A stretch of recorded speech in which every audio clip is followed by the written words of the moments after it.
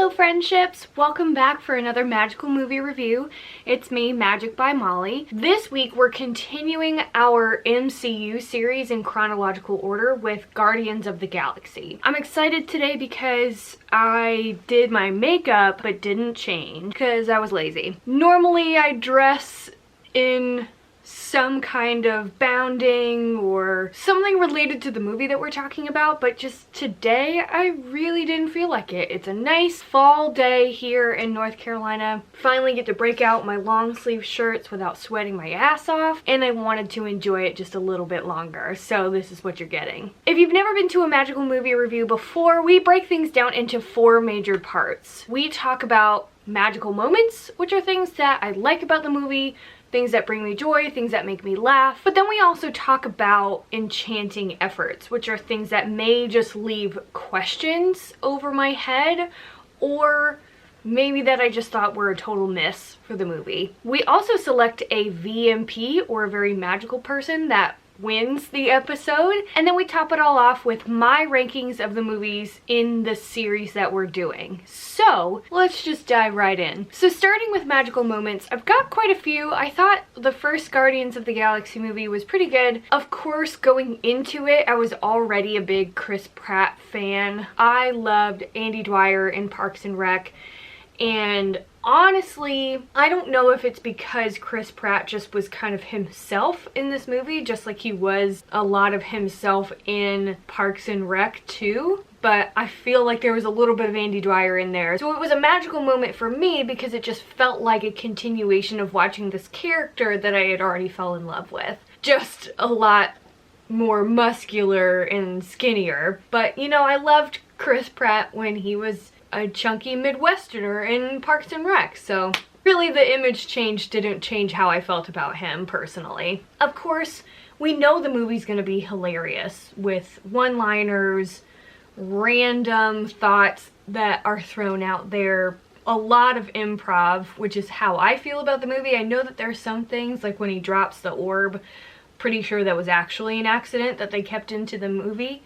Or they kept in the movie, rather. Of course, I was just incredibly entertained throughout the whole movie with just the humor. And a couple of things that just stood out to me specifically was when Gamora's like flying out in space and Peter Quill ends up saving her, and they're like intertwined together, and he goes like, something just came over me, like something in me that was heroic, and like all he cares about is talking about how heroic he is. Like, I die laughing every single time. I think that that's hilarious. And I was actually impressed with Dave Bautista's portrayal of Drax. I thought he was really good. It's very rare for me to think that someone that's an athlete coming into like the entertainment world, especially into film specifically, it doesn't always translate well, but I think Dave did a really good job. And why I bring it up now is I think he's hilarious in this movie. His laugh is incredibly infectious. Like, I don't know how it's possible, but this is how my brain processes it, that he has, of course, a very literal, very monotone voice where when he says things that are so painfully obvious or stupid, like it just comes off even funnier. His laugh does the same thing for me. I think it just sounds and feels so very monotone that when he laughs, it makes me laugh even harder about what the other character said, even though that they probably were the comedic relief in that moment. Drax laughing makes it even funnier, in my opinion. Not the opening scene of the movie, but the opening credits scene where Peter Quill, or we don't know who this person is yet, is just like singing and dancing his way to find this orb, and this amazing soundtrack is introduced. I'm already hooked. I love the soundtrack throughout the movie. I think you would be hard pressed to find somebody who doesn't like the soundtrack. I mean, they're classic 70s, 80s songs, and we're not used to having a modern movie use such classic music. Such classic pop music, that is, pop and rock. So that's kind of my realm of music anyway, so I really enjoyed it. That kind of gave it, or it elevated some of the scenes in the movie when they were using some of this music. Also, I don't know what it is about like animated creatures in general, but I feel like most people in this fandom are always going to gravitate toward animated creatures or the animated characters in these movies. So Rocket and Groot are just such a great duo. They're cute. I know Rocket wouldn't like being called cute, but it's just their dynamic is really good. There's a history there that clearly has bonded them really well. Even though Groot is only saying I am Groot the entire time, yes, we do get some translation from Rocket. You also feel the character too. I think that says a lot about the animators, and that's what I'm gonna call them because technically they are animated by a computer.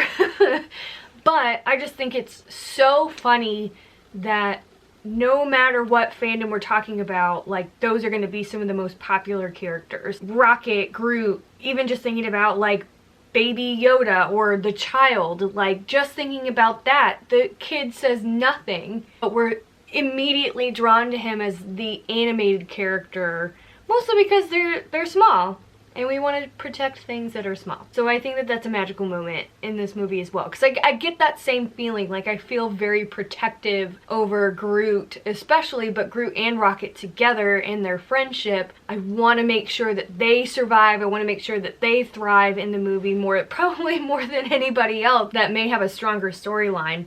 Which, with all this being said, if this isn't a thing that already exists, they should have their own spin-off series of either like movies or a mini series or of some kind, because I would love to see the storyline of how Rocket and Groot met and how they came to form this bond. Clearly it takes a while to break into Rocket's like heart bubble, and so I want to know like what exactly Groot had to do to make that bond happen for them. If anybody else wants to vote for that, comment below, or if something already exists that I don't know about, let me know because I would love to watch it. So just going ahead and moving into Enchanting Effort, while there were some surprising moments and twists and turns, I thought overall the plot was pretty predictable. But I wouldn't say that that's a huge negative. I mean, in comparison to the other MCU movies, it's probably right on track. But like, of course Ronan isn't successful. Of course Peter Quill or Star-Lord, of course he prevails in the end.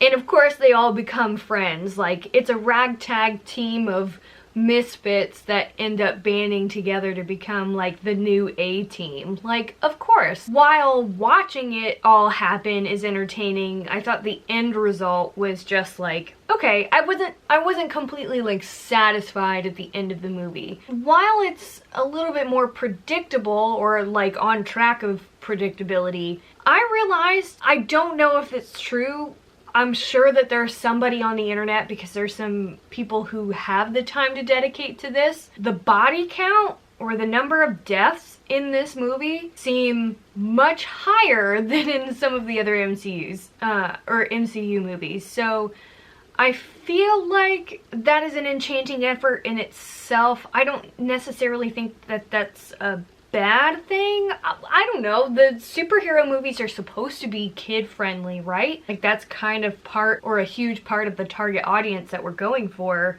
It seems a little graphic.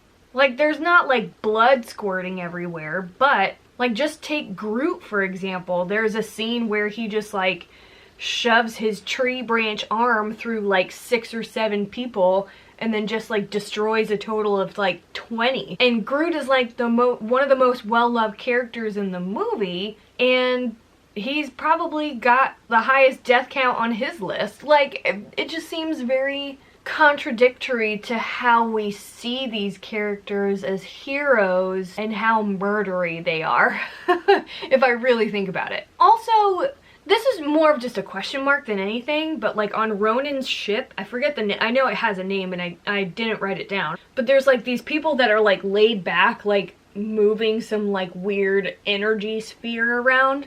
Are they steering the ship? I think they are. Like, Nebula kind of just like shouts commands, but she doesn't actually like shout at anybody. She's just like yelling, and then we see people moving their hands around this weird orb thing, and then it's done. Like, they don't really address that. Like, what's the purpose of having so many different orb steerers? I don't know. It's just a question that I have. I feel like it's irrelevant to really know, but I don't know. Just curious. And then, of course, while this moment in particular, I feel like goes halfway in between Magical Moment and Enchanting Effort, but I wanted to save it for last. The scene where Groot wraps his branches around the team and says, "We are Groot," clearly is a magic moment. Like, you can't deny how special that is. It really displays the bond that they all have, even if their friendship is so new. But of course, I'm sitting here thinking, oh my god, there's always somebody willing to sacrifice themselves at the end of every single MCU movie. Like, why can't these heroes want to live? I can't. And I get it. Like, he sacrifices himself so that the other 4 can live instead of all 5 of them dying. But like, come on. So that, I guess, brings me to my VMP, which of course is gonna be Groot. Ironically, I love Peter, I love Gamora, I love Rocket, I love Drax. Like, all of them as a collective probably could be my VMP, but specifically I'm gonna choose Groot. I think because, like, he is so incredibly innocent and he's just doing what it takes to help his friends survive. He is like the reason that they get out of the prison. He is the reason that they all live at the end. And of course, like, Baby Groot, like, you can't not love Baby Groot. He's so precious. I think he just steals the show at the end with the dancing. It's just so cute. Character arc, schmaracter arc, he's the same and I don't give a shit.